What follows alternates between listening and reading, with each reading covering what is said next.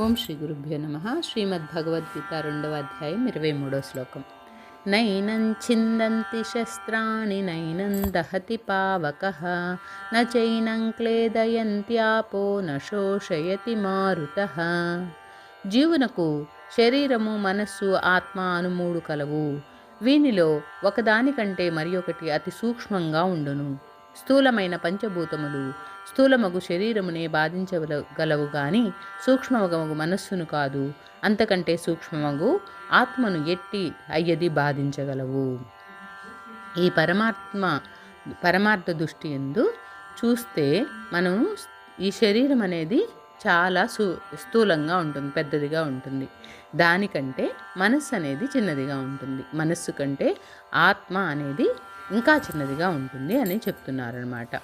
అంటే ఇప్పుడు ఈ ఆత్మని ఈ పంచభూతాలు అనేవి బాధించలేవు అని కూడా స్పష్టంగా చెప్తున్నారు. ఎలా అంటే ఎండమావుల్లో ఉండేటువంటి నీళ్లు మన దాహాన్ని ఎలా తీర్చలేవో అలాగే ఆత్మ యొక్క స్వభావాన్ని ఎవరు ఏమి చేయలేరు, దానికి ఎలాంటి మలినము అంటదు అని చెప్తున్నారు. 24వ శ్లోకం.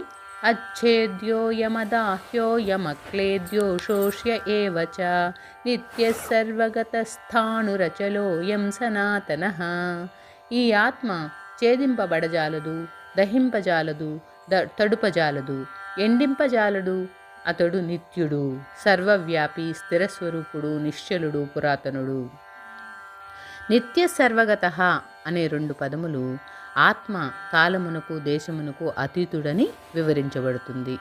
ఆత్మ అనేది ఎల్ల కాలము ఉంటుంది, ఎల్ల దేశములందు ఉంటుంది. అందుకే దాన్ని సర్వగతుడు అని ఇక్కడ వ్యాఖ్యానించారు.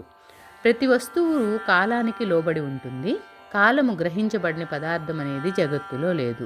బ్రహ్మాండమంతా కూడా కాలగర్భంలో విలీనమైపోతుంది. అలాంటి కాలాన్ని మింగివేసే శక్తి ఈ ఆత్మకు ఉంటుంది.